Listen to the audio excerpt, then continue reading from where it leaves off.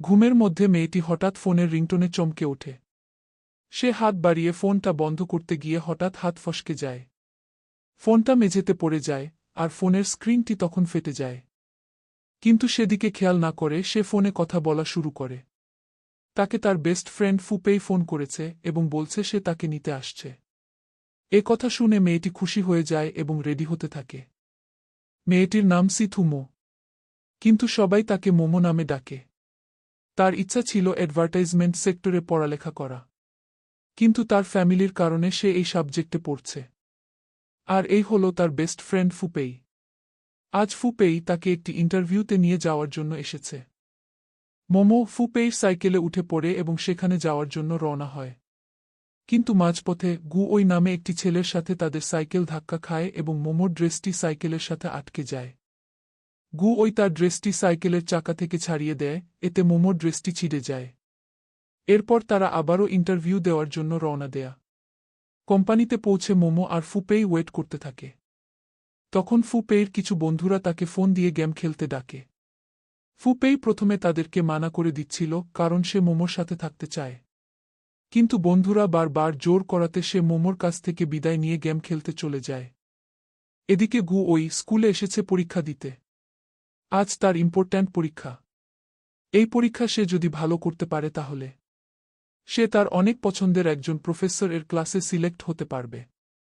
তাই সে মনোযোগ দিয়ে পরীক্ষার জন্য প্রিপারেশন নিচ্ছে। আর যখন সে নিজের ব্যাগ থেকে জিনিসপত্র বের করতে যায়, তখন সে দেখে একটি স্যানিটাইজার প্যাডের প্যাকেট বের হয়েছে। যা দেখে সে অবাক হয়। তখন তার মনে পড়ে যে রাস্তায় যখন সে মুমুকে হেল্প করতে গিয়েছিল, তখন ভুলে তাদের দুজনের ব্যাগ এক্সচেঞ্জ হয়ে গেছে। আর পরীক্ষা দেওয়ার জন্য তার যেসব কাগজপত্র লাগবে সবকিছু তার ব্যাগে রয়ে গেছে। তাই সে আর পরীক্ষাটি দিতে পারেনি। অন্যদিকে মোমো ইন্টারভিউ রুমে গিয়ে নিজের যোগ্যতা সম্পর্কে বলছিল। তার কাছে যখন প্রয়োজনীয় ডকুমেন্টস দেখতে চাওয়া হয়, সে ব্যাগ খুলে দেখে কিছুই নেই, কারণ এই ব্যক্তি তার নয়। তার এই অবস্থা দেখে ইন্টারভিউ বোর্ডের সদস্যরা বুঝে নেয় মোমো একজন অসতর্ক মানুষ। তাই তাকে আর চাকরিটা দেওয়া হয় না। ফুপেই মোমোর ফোনে কল দিচ্ছিল, কিন্তু তার ফোনটি ওইর কাছে ছিল। সে ফোনটা রিসিভ করে তাকে সবকিছু খুলে বলে। তাই ফুপেই মোমো ও ওইকে নিয়ে একটি জায়গায় বসে এবং তাদেরকে পরিচয় করিয়ে দেয়া। ফুপেই জানায় ওই একজন অনেক ব্রিলিয়েন্ট স্টুডেন্ট এবং তার রুমমেট। এরপর তারা দুজন যার যার ব্যাগ বুঝে নেয়। এরপর মোমো অনেক হাসি খুশি হয়ে তার রুমে ফিরে আসে। এই দেখে তার রুমমেট মারল, তাকে জিজ্ঞাসা করে তাকে এত খুশি দেখাচ্ছে কেন। মোমো বলে আজ মজার একটা ঘটনা ঘটেছে। পরদিন মোমো ক্লাসে যায় এবং পড়ানোর সময় হঠাৎ করে তাদের ক্লাসের কম্পিউটারটি বন্ধ হয়ে যায়। এটা ঠিক করার জন্য একটি টেকনিশিয়ান ডাকা হয়। কিন্তু টেকনিশিয়ান আসার আগে ওই সেখানে গিয়ে কাজ শুরু করে এবং সে নিজেই কম্পিউটারটি ঠিক করে ফেলে। এটি দেখে সব মেয়েরা তার উপর ইমপ্রেস হয়ে যায়। কাজ শেষ করে সে মোমোর দিকে আসতে থাকে এবং এ দেখে মোমো খুব অবাক হয়। কিন্তু ওই এসে মোমোর কাছে তার টেবিলে রাখা চাবিগুলো চায় আর চাবি নিয়ে সে ল্যাবে ঢোকে যায়। তখন দেখা যায় প্রফেসর সিউম তার উপর খুব রাগ করতে থাকে কারণ সে ওই পরীক্ষাটি দিতে পারেনি। প্রফেসর তাকে বলে আরেক প্রফেসরের কাছে সুপারিশ করতে, যাতে করে ওই জয়েন করতে পারে। কিন্তু ওই এতে রাজি হয় না। তাই প্রফেসর রাগ করে ল্যাব থেকে চলে যায়। এদিকে মোমো আবারও একটি ইন্টারভিউ এর কল পায় এবং এটি সম্পর্কে সে ফুপেইকে জানায়। ফুপেই বলে, এবার যত যাই হোক আমি তোমার সাথে এই ইন্টারভিউর সময় উপস্থিত থাকব। এরপর দেখা যায় মোমো স্কুলের টেকনিক্যাল শপে যায় তার ফোনের ভাঙ্গা স্ক্রিন ঠিক করতে।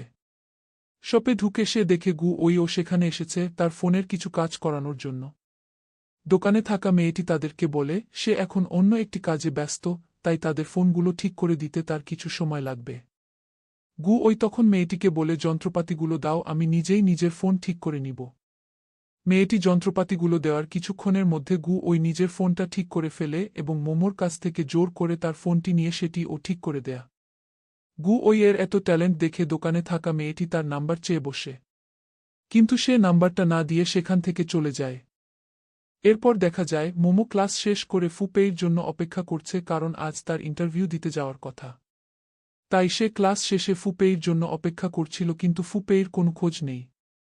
অনেকবার তাকে ফোন করছিল কিন্তু ফোনটা ধরছে না, আর এদিকে তার ইন্টারভিউতে যেতে লেট হয়ে যাবে এই ভেবে একা একাই যাওয়ার জন্য রওনা দেয়। কিন্তু সে যেখানে যাচ্ছিল সেখানে রাস্তাটি ছিল খুবই নিরিবিলি। সেখানে অনেক বেশি চুরি এবং ছিনতাই এর ঘটনা ঘটে এবং একদল চোর এসে মোমোর কাছ থেকে তার ব্যাগটি নিয়ে পালিয়ে যায়। মোমো তাদের সাথে পেরে উঠতে পারে না। সে মাটিতে পড়ে গিয়ে অনেক ব্যথা পায়। এরপর সে রাস্তায় বসে থাকে এবং আবারও ফুপেইকে ফোন করে। এবার গু ওই ফুপেই এর ফোন রিসিভ করে। তখন মোমো বলে তার আর্জেন্ট সাহায্য দরকার, ফুপেই যেন এখনই তাকে নিতে আসে।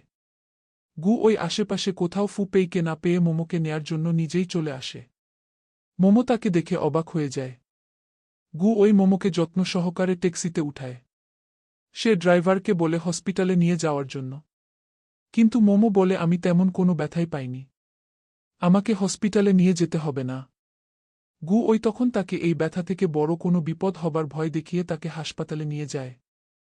হাসপাতালে গু ওই মোমোকে হুইল চেয়ারে করে ডাক্তারের কাছে নিয়ে যায়। তার এত কেয়ার দেখে ডাক্তার মোমোকে বলে, তোমার বয়ফ্রেন্ড তোমাকে অনেক ভালোবাসে। এটা শুনে তারা দুজনেই বেশ লজ্জা পেয়ে যায়। এরপর দেখা যায় ফুপেই হাসপাতালে পৌঁছে এবং গু ওইকে ধন্যবাদ জানায় মোমোকে হেল্প করার জন্য। তারপর সে মোমোকে জিজ্ঞেস করে এখন আমাদের কোথায় যেতে হবে। মোমো একটু বিরক্ত হয়ে বলে গু ওই এর কাছে প্রেসক্রিপশন আছে, ওষুধগুলো আনতে হবে। এটা শুনে ফুপেই ওষুধ আনার জন্য প্রেসক্রিপশন নিয়ে ফার্মেসি খুঁজতে থাকে। আর এটা দেখে মোমো ভাবতে থাকে ওর আর ফুপেই এর কাছ থেকে কিছু আশা করা উচিত নয়।